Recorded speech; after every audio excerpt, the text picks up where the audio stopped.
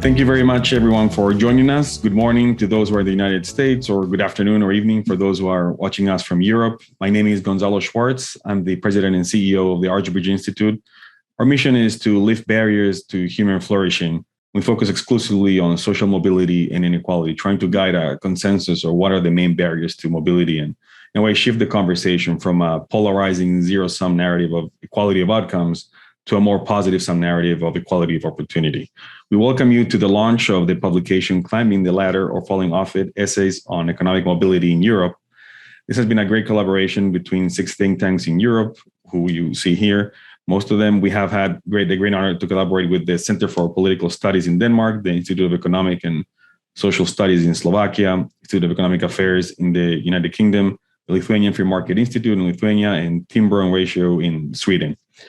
In this book, we have tried a little bit to go against the grain on some of the most common misconceptions or literature that exists now in terms of social mobility and inequality. This group has engaged, I think, in a broader analysis of the relationship between structural factors and root causes of what could lead to more or less economic mobility. And we try to offer important clues to understand why even some developed countries are either struggling to increase upward economic mobility or why some of them have achieved more mobility than others. The publication is just a first step in addressing, I think, in delving into 3 key issues that we see in the field, at least that I see, that I included in my introduction to the publication. The first is that there is no consensus, I think, on what are the main barriers or leading to or leading indicators of social mobility. There is no agreement in the academic or policy literature, so case studies, I think, in this case about specific countries can help identify and compare key local issues and how we can think about these different fields. The second is that policy debates, I think, are dominated by a focus on either income inequality or poverty just management or alleviation and band-aid solutions instead of policies that can increase upward mobility and reduce poverty across generation in a more permanent way. So solutions right now are focused too much maybe on short-term welfare and redistribution policies instead of long-term structural solution and addressing root causes. And the third, I think it's particularly important for me, I think, is that we must always, I think, remember that the main way to climb the income ladder is through a job. That's the main source of income for people.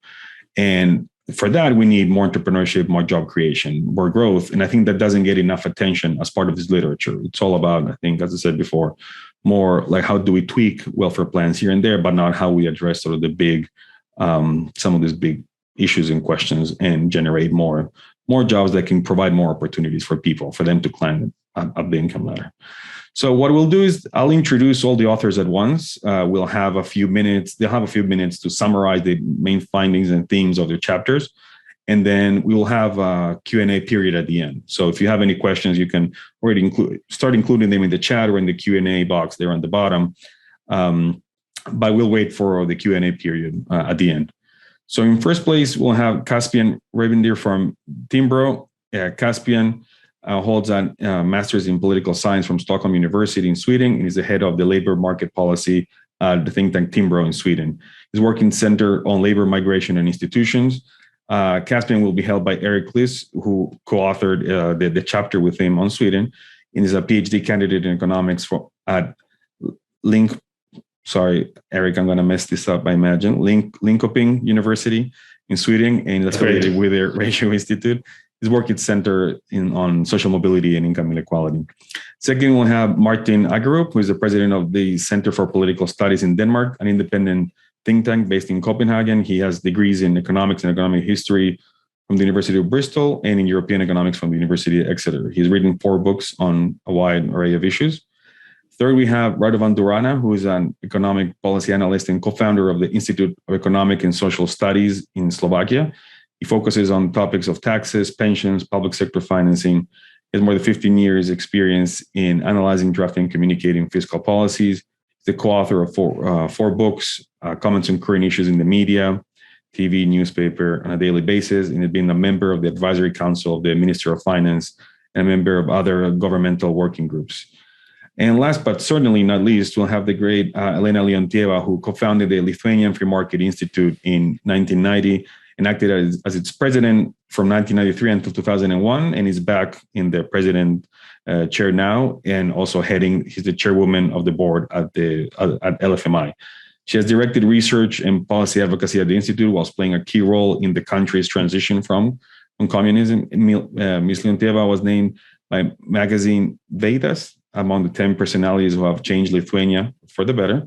She has contributed to the reforms of the banking system, introduction of currency board, building legal foundations for securities markets, stock exchange deregulation, tax and budget reforms, and she's widely published in the press.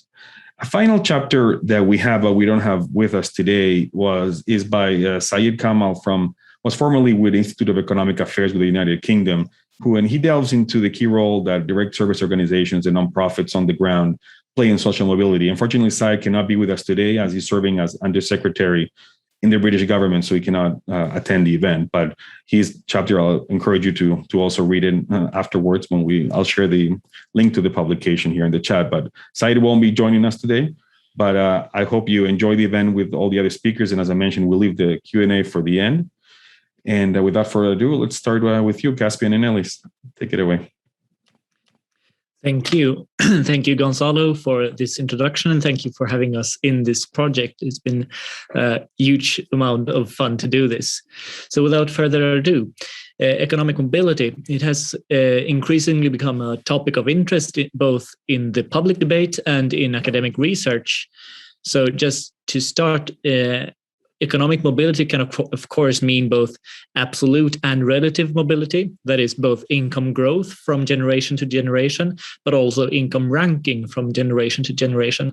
And while I think we all agree that growth should be the main policy goal and should be the most important factor to focus on for policymakers and academics, in this chapter, we have followed the increased interest in relative mobility of income. So these are also in very important issues of questions about freedom and about fairness, not to have your future determined by the parents' wealth, education, or social status. A low degree of relative mobility may indicate corruption or nepotism and the inequalities of opportunity. So in our chapter, we look at why this is important and what can explain mobility. But what kind of income is it that we look at when we look at income mobility? If you imagine an economy consisting of two people, person A, who has twice the income of person B, but just the next year it switches, so person B has twice the income of person A. If you measure income inequality annually, this would be a huge and persistent inequality. But if you average them over the 2 years, it would be complete equality. The effect on income mobility, though, is kind of the opposite, since there is a lot of noise in yearly income. Measuring annual income mobility gives us a quite high mobility, while averaging them over several years increases the measured equality, but decreases the estimated economic mobility. So the relationship should be inverse, according to this simple mind trick. However, this seems not to be the case. Scandinavian countries such as Sweden have both low income inequality and high income mobility, while many other countries such as the United States have low income mobility and high income inequality, low income equality. And so one popular curve to illustrate this is the Great Gatsby curve, which you've all seen. High levels of inequality and low levels of economic mobility are correlated. Now, the Great Gatsby curve might not actually be that great.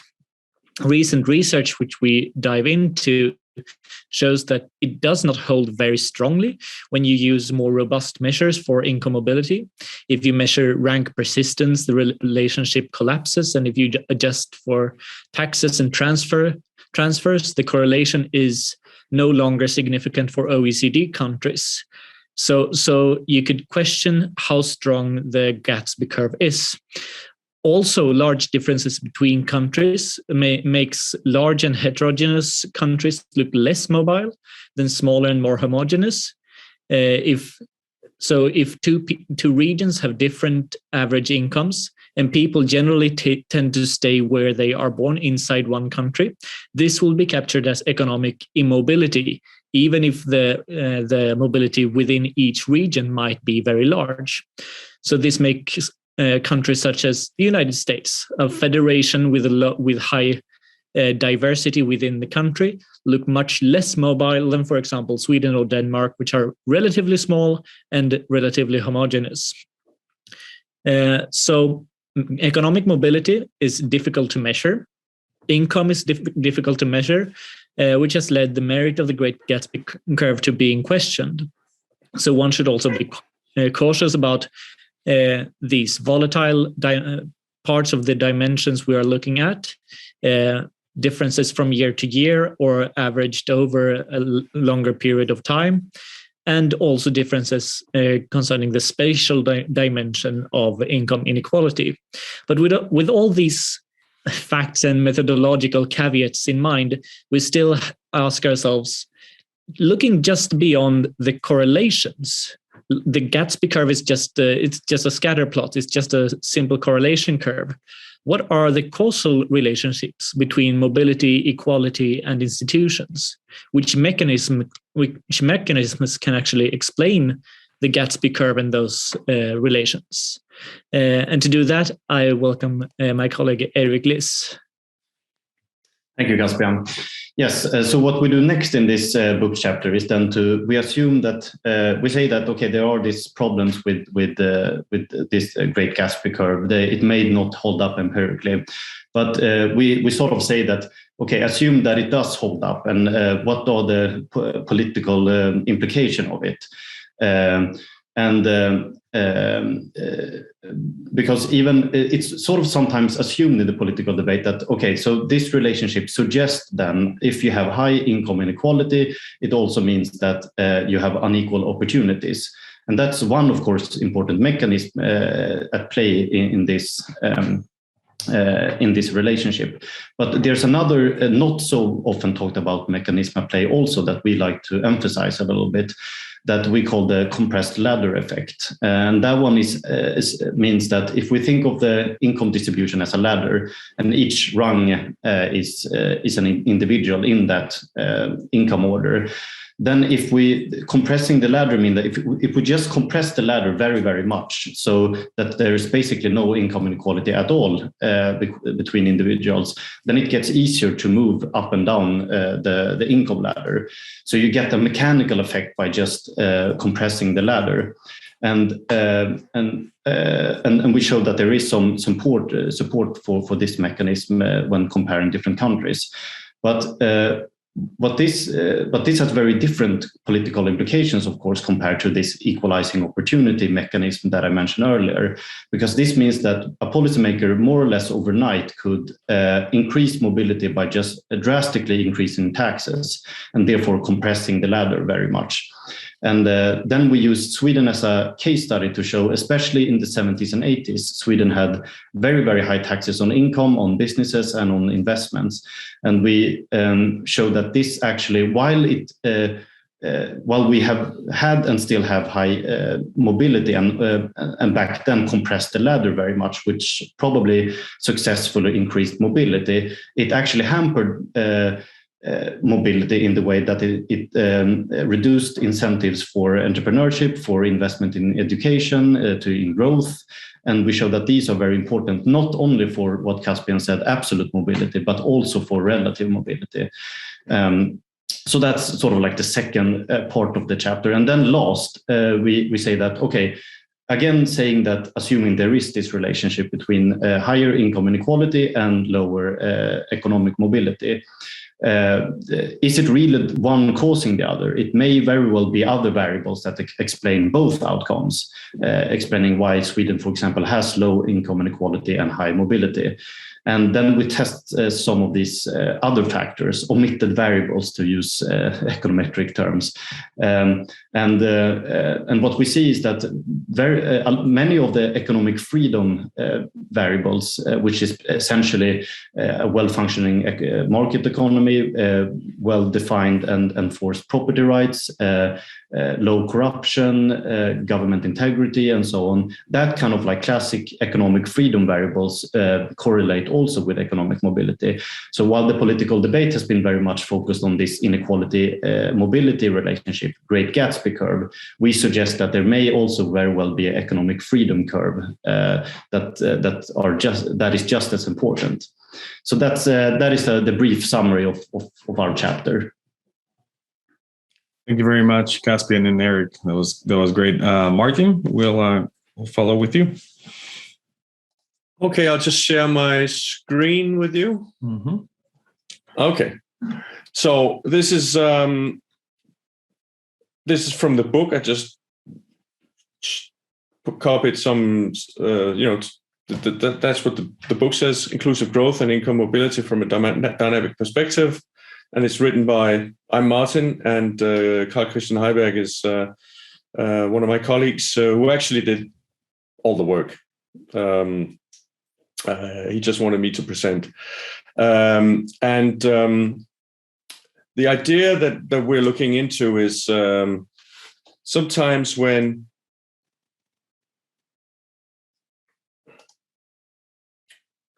so you have the second slide now? Yes, we do. Okay, great. So this is what we've been doing is we've been looking at disposable income mainly, also some other stuff, but I'll get into that later, in Denmark. And this is a picture you get in most countries when people compare how different income deciles are doing. So the first decile is the lowest income people, and the 10th is the 10% who are the richest. And you normally get this picture that the income growth is skewed towards people with high income. So people with low income have had low income growth, and people with high income have had high income growth. That's the story usually presented. The problem with this story is that people are not deciles. And looking at it, the way this is normally done, you don't follow the same people over time. So the deciles in the starting years consist of a different group of people than the deciles in the finishing year. So in some ways, you're comparing apples and oranges. You're saying the richest 10% has had most of the income growth, but it's a different group of people who are in the 10%, let's say 5 or 10 years later. So what are you actually showing? Well, you're showing how much money you need to make to be, how much growth there's been in the amount of money you need to make to be in a given decile. That is not the same thing as saying that there has been growth for the people in a certain decile. So we've done something different. We've looked at somebody who's in the first decile, say 10 years ago, or even you can see we have it back to 1990.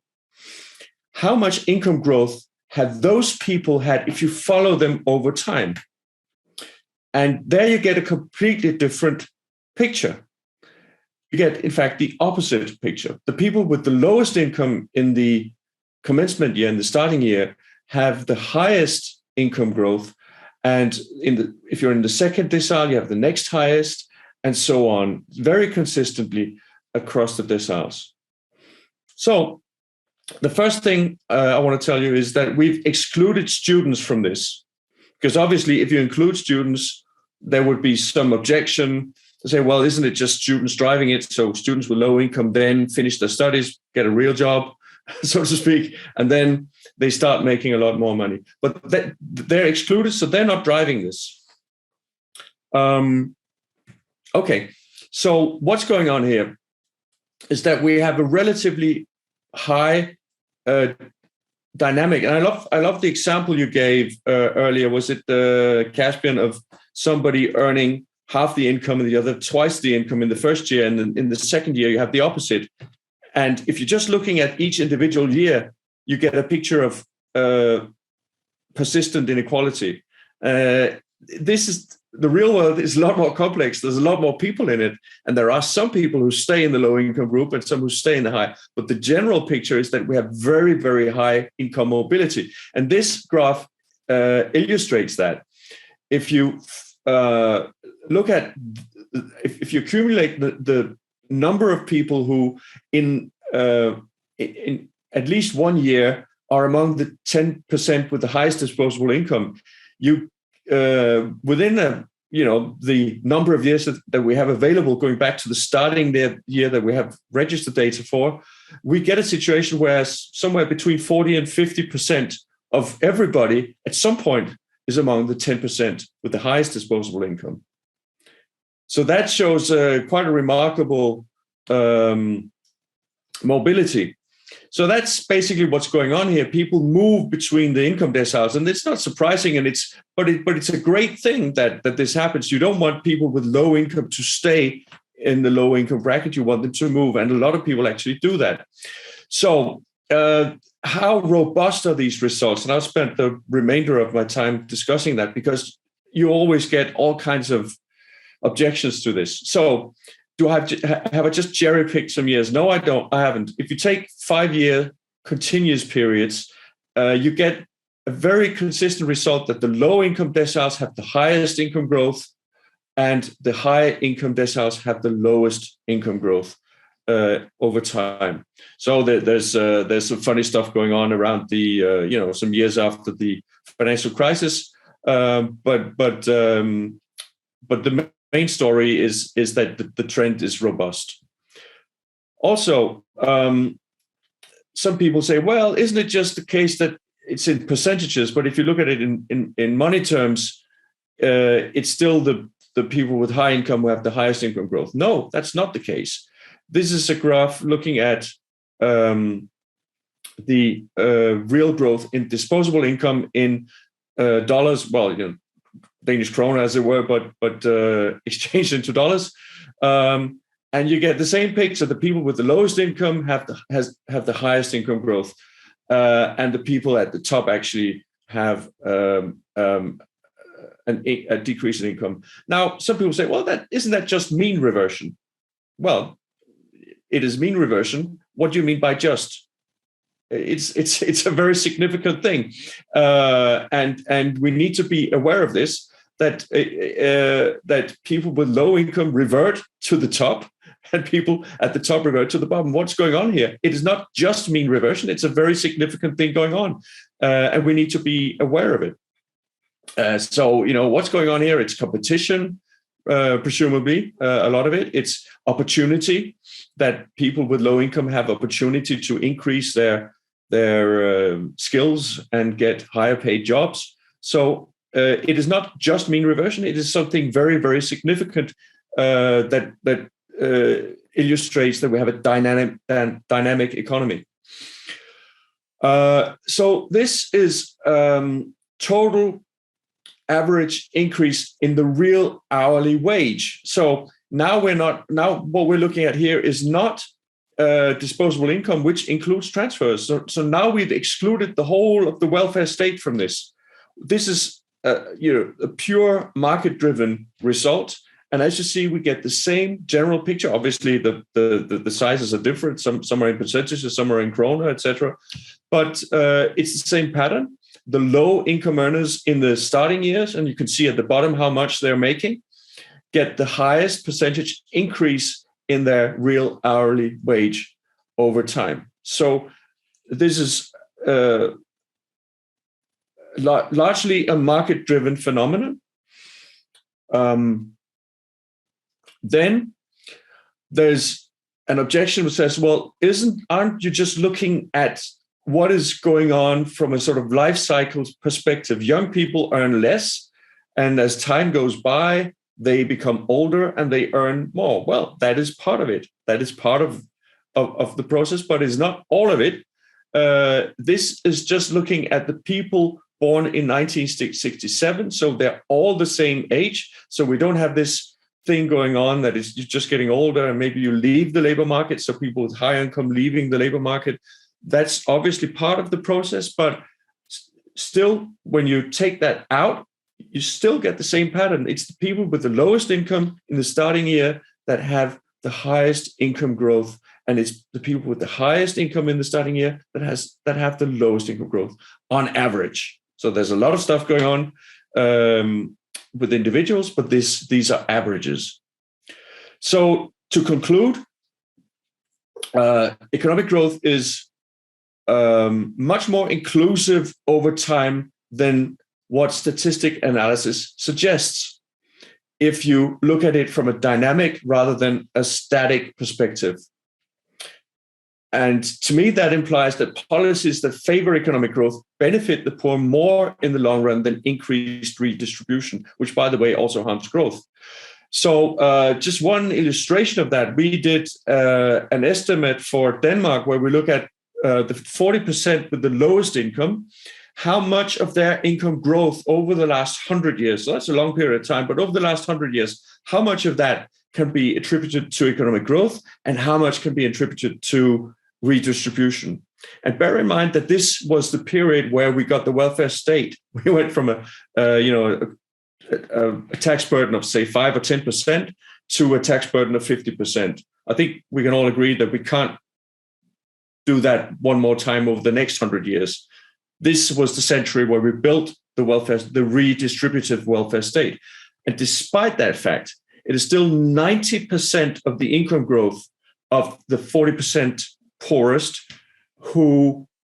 which came from growth, and only the last 10% that came from redistribution, from increased redistribution. So that is very significant result, I think. So policy should focus on the minority of low-income earners who get stuck there, and it should focus on policies that favor economic growth. Thank you, Martin. Go ahead, Radavan. Okay, I will start with some general remarks, and then I will move to case Slovakia. So in general, GDP per capita cannot be faked. I mean with this, when you enter countries like Sweden or Iran, you can very easily see the difference between the wealth and previous economic growth of the countries. But when you see the towns like Luxembourg or Stockholm, you see very wealthy and developed countries, but you have no clue what's the Gini coefficient there in the countries. Gini cannot be seen, inequality cannot be seen in wealthy countries in general. So people have, or general public has different perception of inequality. And I would like to remark that once the majority of populations moved up on the social ladder to kind of wealthy families, wealthy households, the poverty is no more problem in developed countries. It seems like inequality is a problem for the scientists, for the politicians who need to deal with some wealth or social issues. But many studies on inequality are trying to make conclusions from comparing incomparable countries. If you spend some time looking at it, and you realize that putting countries like South Africa and Sweden into one basket cannot provide you with some reliable conclusions. Even comparing the United States, as it was already mentioned, with individual countries of European Union is not correct, because you should probably compare it with the European Union as a whole, because the difference between the southern Italy and let's say Sweden are so huge that there should be not one conclusions for such a huge geographical part of the world. If we look at Slovakia, you would be probably surprised that such a small and unimportant country in the world has the lowest income inequality in OECD. Why is that, and why is it important? Or can Sweden or United States learn something from Slovakia? Well, definitely not. The reason for low inequality is low wealth of the country as a result of previous communist regime. Communist regime is actually a very nice scientific approach or an attempt to achieve high equality in income. It was very strange in a way because, for example, the general practitioner had a slightly above average wage, while the miner's wage was 40% higher. So the engineers and scientists in socialist economies were trying to create a very equal society, but they were successful in terms of salaries, but they couldn't achieve equality in terms of whole society.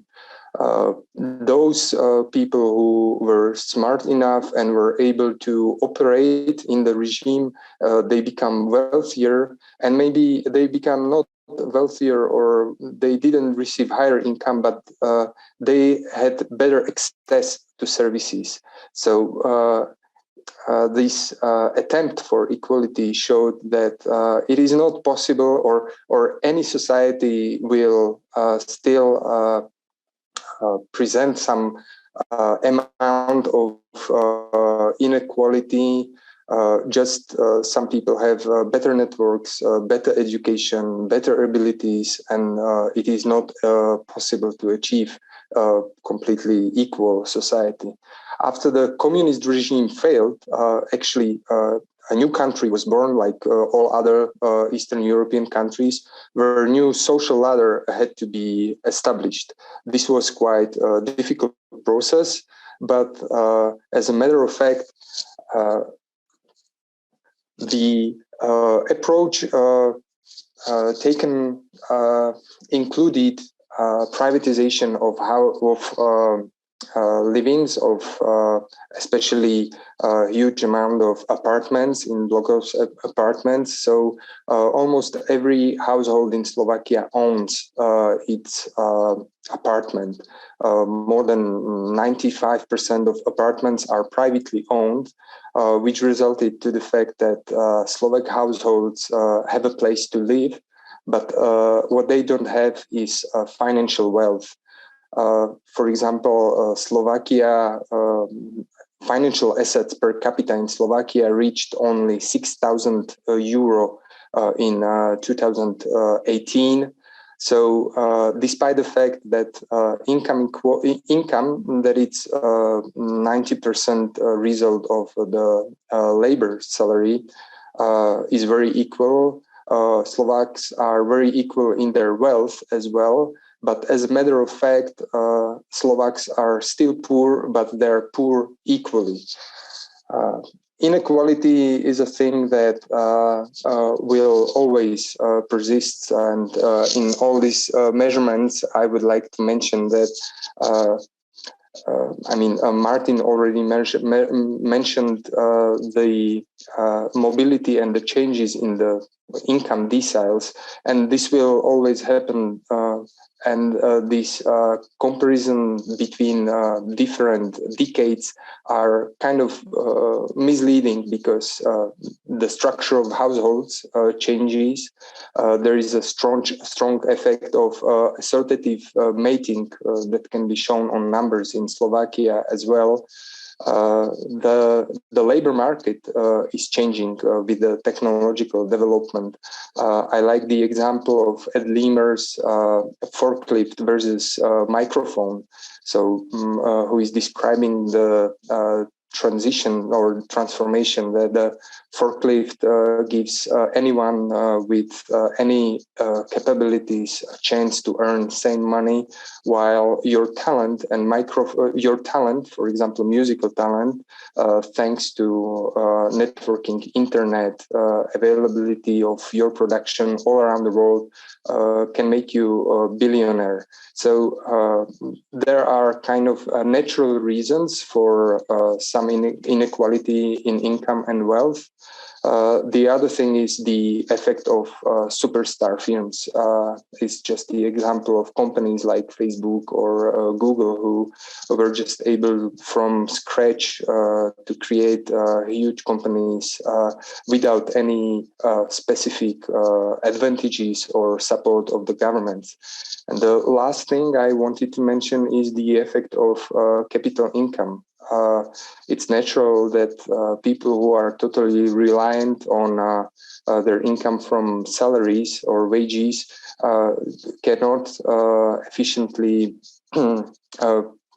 improve their wealth status if they do not invest. And current trend in the financial world, the ability, for example, of Slovaks to profit from economic growth of other economies, not only Slovak economy, helps them to create wealth. And it's hard to say that there is something unjust about it. So in terms of social mobility, Slovakia is a young country with lack of data. So when I'm listening to Martin's presentation about their ability to identify special age cohorts or individuals and follow their mobility, this is a huge problem in Slovakia because we don't have this data.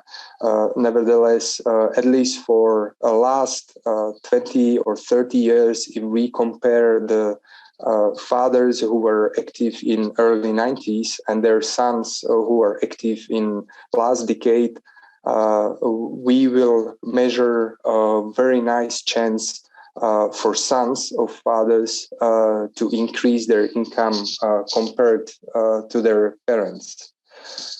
Interesting thing about income inequality, I have already mentioned it, is the public perception of inequality.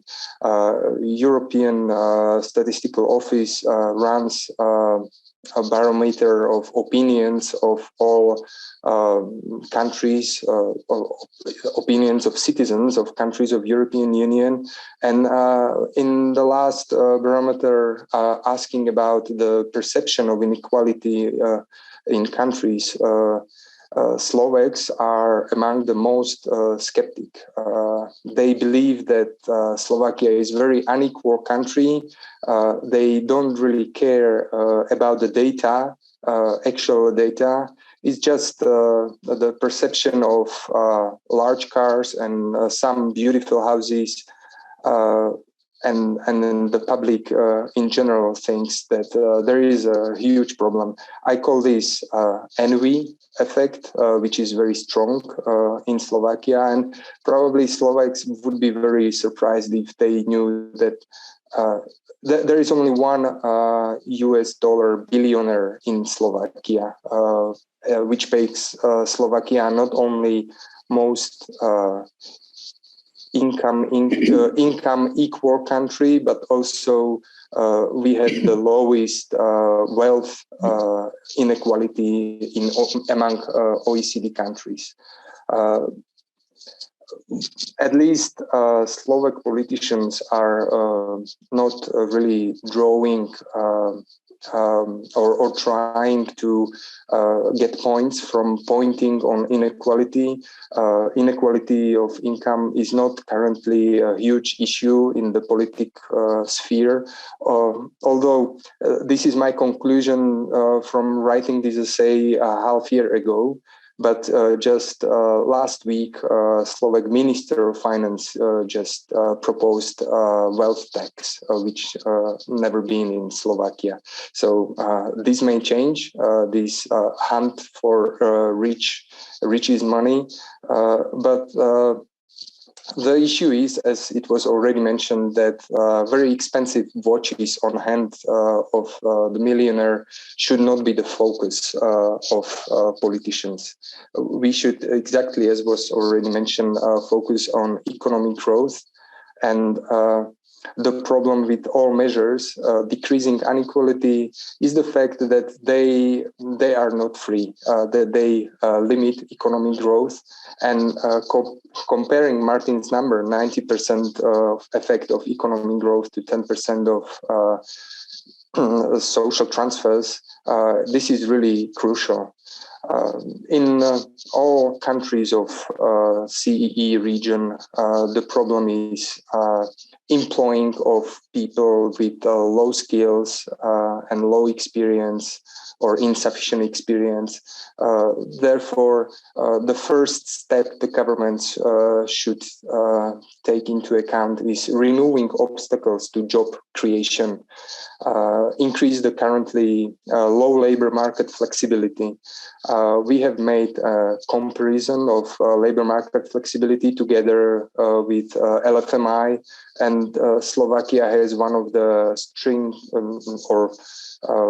a very strict labor code, which limits the ability of low-income people to find a job.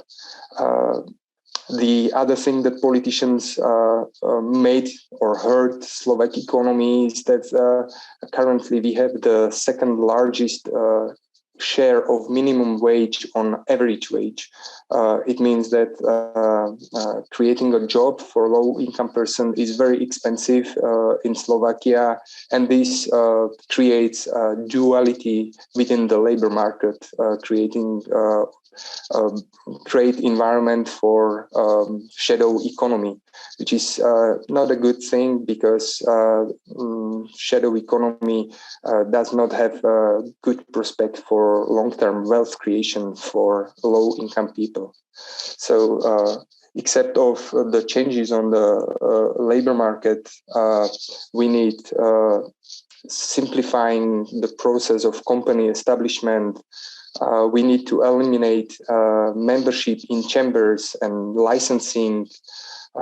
We need to increase efficiency of investment in human capital, especially public education system in Slovakia, but also other CEE countries is not really efficient. It still relies on the principles from not 20th century, but I would say even 19th century.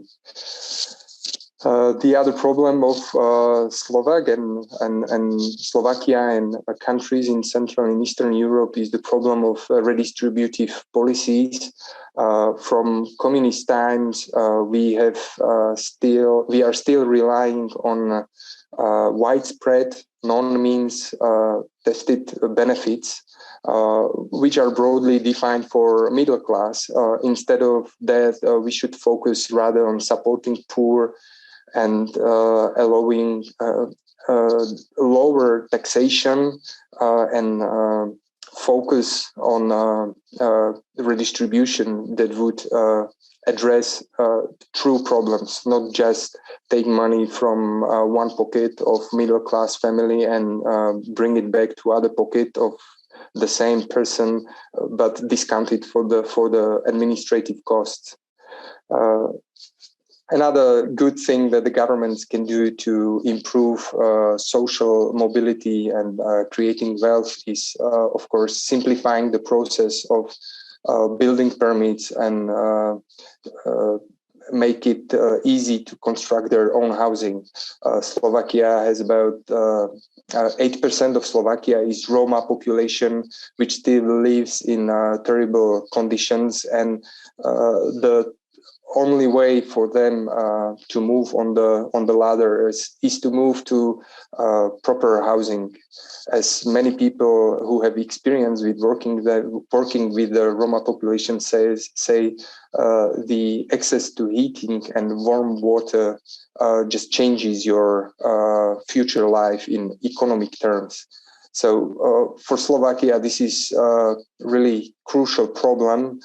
We should not really discuss how many rooms has the new villa of Slovak billionaires. We should discuss the issues how to help really poor people to move on the ladder and enjoy the profits of the economic growth. Thank you very much, Radavan. That was great. Elena, please, we'll follow up with you. Thank you, Gonzalo. When an unemployed person is approached by an employer and he proposes him a salary of, let's say, 800 or 900 euros, frequently he would hear, why should I care to work for just 200 euros? And the question is, why unemployed people think that the extra that they get if they get employed is just 200 euros. The explanation lies in the phenomena which is called unemployment trap. And as Lithuanian economy was fastly growing, but we saw that unemployment is not going down, we decided to look at this phenomena more precisely. And what we found out opened a possibility to really revise the policy which the government runs for the unemployed people. The unemployment trap is calculated by a sophisticated formula, but the essence is very simple. It is based on 3 indicators: the net salary of a person if he gets employed, the brutto salary, and the unemployment benefit and other social benefits like family kids benefits, which a person gets as he is unemployed. So the formula shows how much a person would earn in addition to what he has as an unemployed man or woman.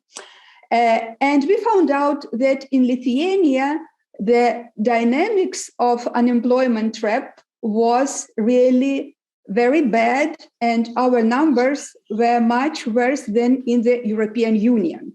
In European Union, the average would be 74%, while in Lithuania, 87%, which means that a person would get just 13% more if he got employed. So we started to speak broadly about this problem. We published a policy paper which is broader than the chapter that we contributed to this excellent book. And we explained to the people, which was really a brave move in the middle of COVID, when most people were afraid of getting unemployed, and when the government even introduced additional measures like a benefit for the job search. And also students were allowed to get registered as unemployed and to get benefits. So unemployment was growing. And we explained to people that with such policies, people will not be able to return to the labor market. And we, for example, offered to change the benefit for the job search into the benefit for the job find, so that people would rather get a premium if they find job and not keep unemployed just to have their nice life. Suddenly this year, as all around the globe, the situation changed so much that we have a very big shortage of labor, of workers on the labor market. And paradoxically, the amount of the free job positions is growing weekly, but at the same time, the amount of unemployed is not decreasing. And half of these unemployed people are unemployed for a long time. So they're really in this unemployment trap. And they got used to living on the benefit, for the kids, for the family. And of course, they calculate all these in-kind pleasures which this life offers, like free time to take care of the household, to take care of the children. You don't have to pay for the kindergarten. And as we found out, many people also get involved in the illegal market. Why? Because if they start working officially, they will lose a lot of these benefits. So while analyzing the situation, we explain to the public that to a much extent the government is guilty for keeping people unemployed because people are afraid to lose these benefits. And of course, staying unemployed for a long time is really a tragedy for the person because he loses their social skills and ability to take responsibility, which is essential in any kind of action. And especially if a person gets involved in the illegal market, then he gets into the network of people and it's very difficult to come back. So I can speak not only about the data and the analysis that we presented in this book, but also about the real change which happened due to explaining to the public how important it is to relieve people from this unemployment trap. Today, everyone in Lithuania knows this notion. Everyone speaks about the importance to motivate people to go back to work. And the government is taking action on the central level, and municipalities are taking action on their level. For example, municipalities found out that frequently people don't go to illegal work because they have a lot of debts, sometimes even to their own kids or some quick credits and so on. So people cannot find their way back to a normal life. So the municipality started to help people because they really need more than just a subsidy from the state. They really need involvement of the community to find them helping a way out of this situation.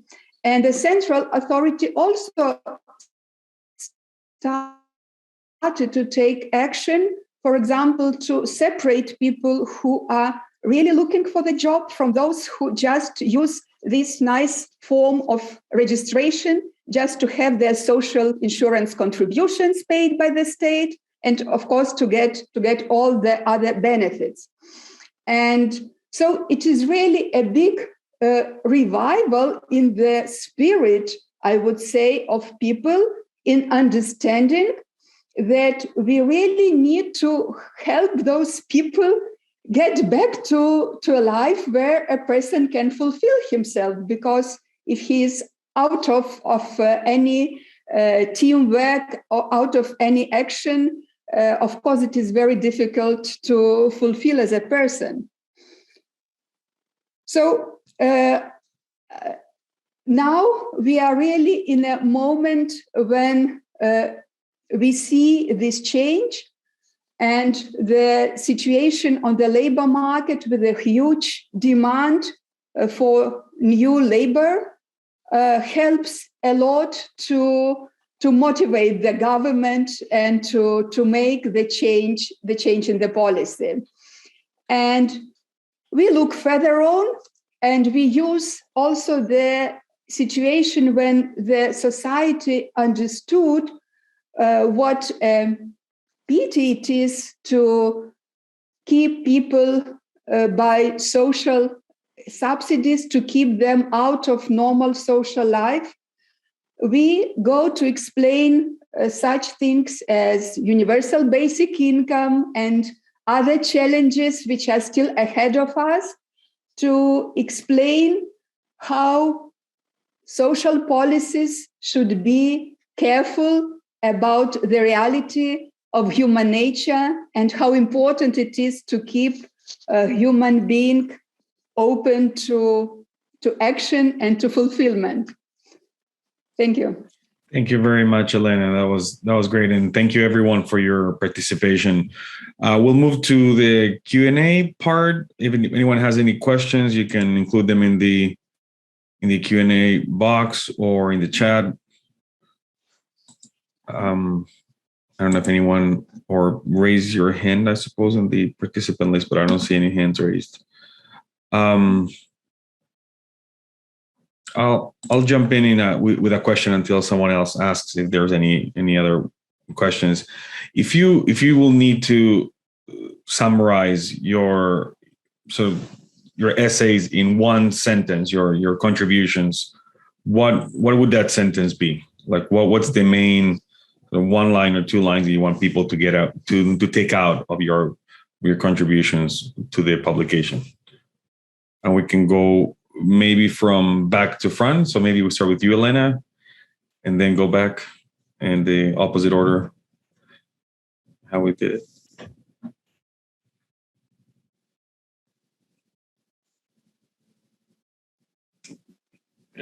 It's a liberty from a guaranteed life substance.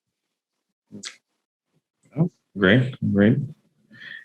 Radavan, let's continue with you. What would that one sentence be? Or two, I mean, something small, short. Inequality is natural, or I may say a healthy inequality is natural, and the governments should focus on poor, not on the rich. Perfect. Martin? I think you're on mute. There you go. I would say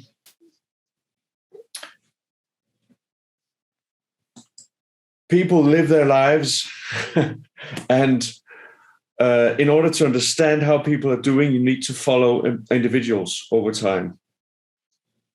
That will give you a quality level of analysis. Otherwise, you get things wrong.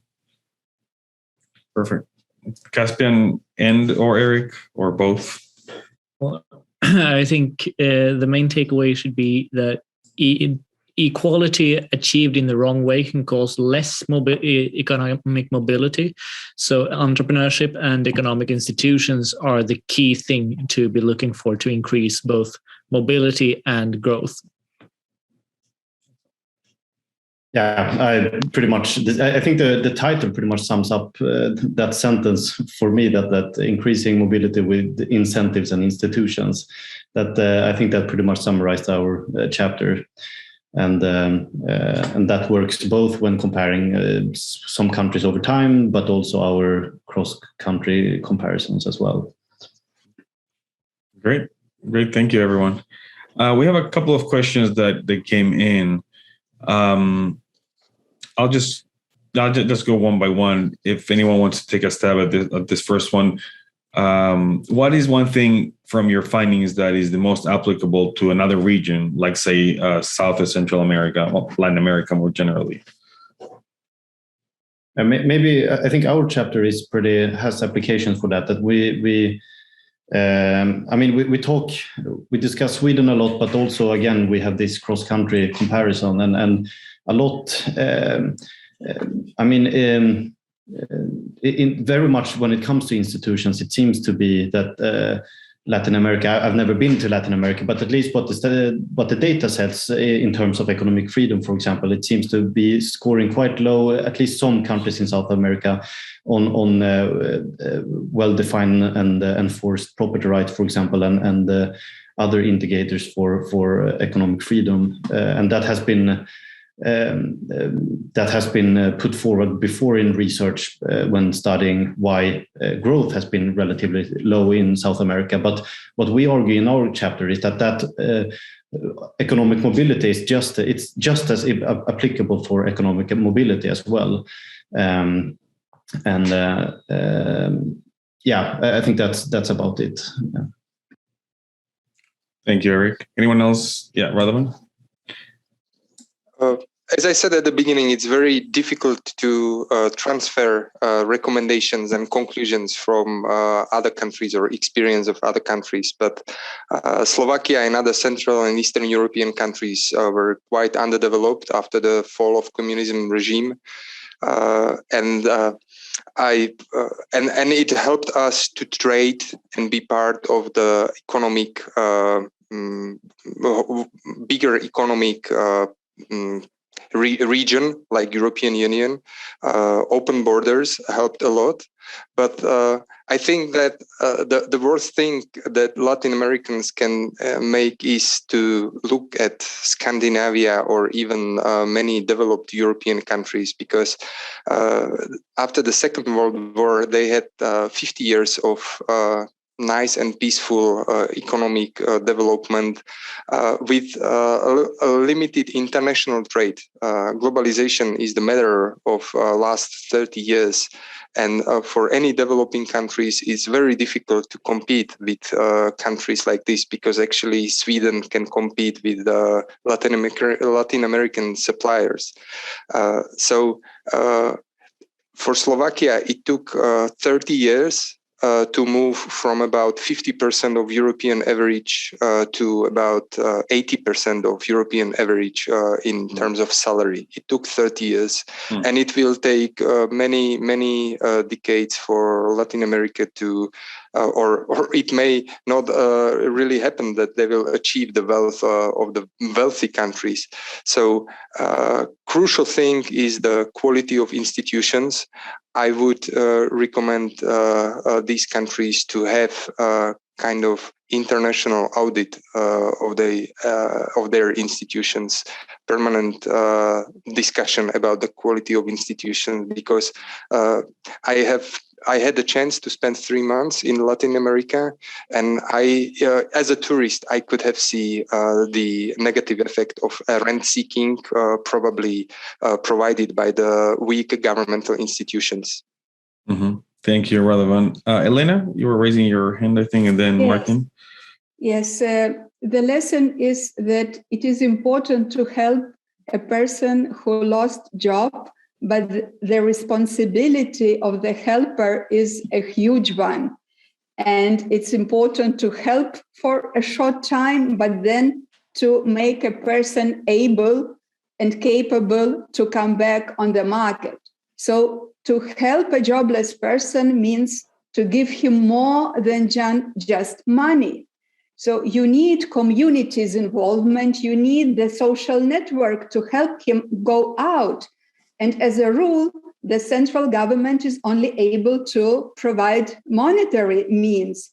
So really, it should be a good combination and a very careful look on the time of support, and with the aim always should be to elaborate person to come back to job. Mm-hmm. No, that's great. Martin? Yeah, if I can just move a little bit outside my paper and into what could Latin America learn from Denmark. I agree with Radavan. You have to be careful what you pick up.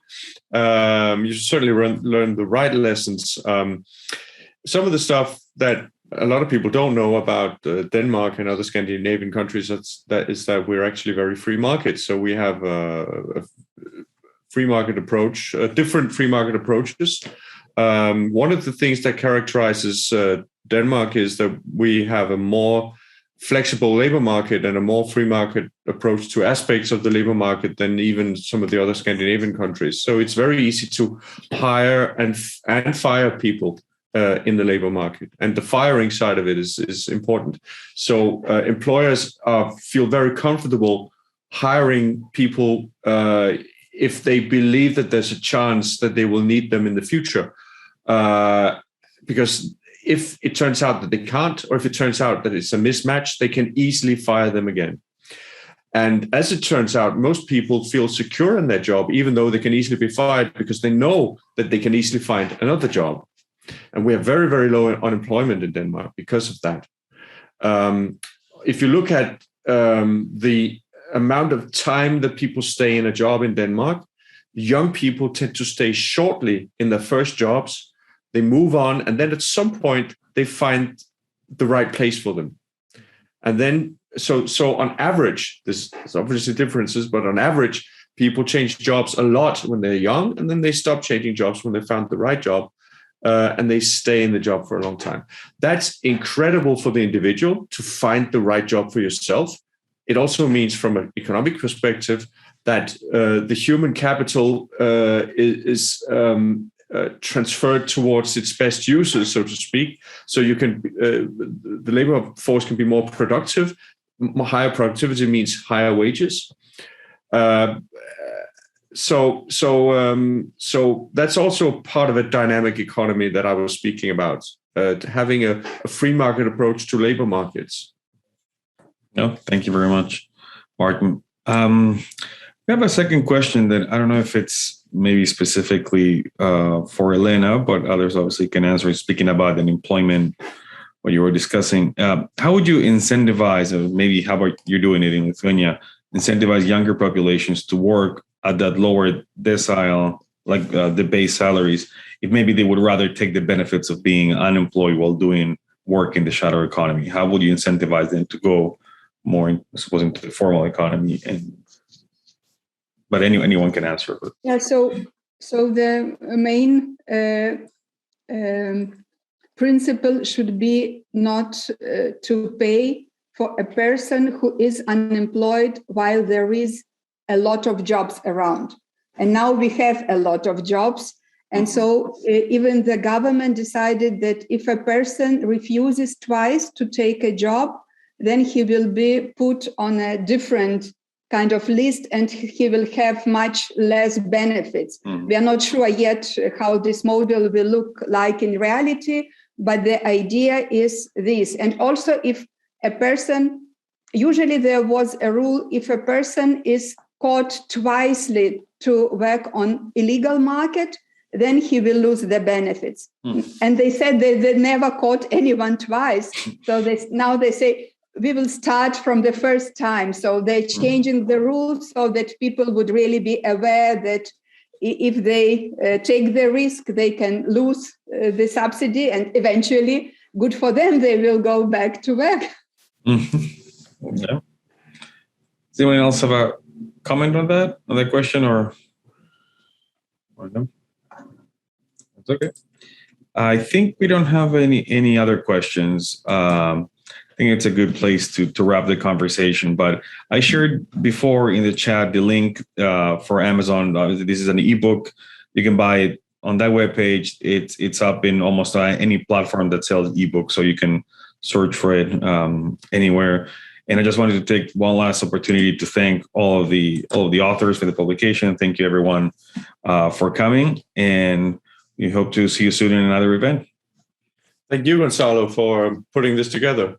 I look forward to reading the other chapters. Excellent. Thank you very much. Take care, everyone.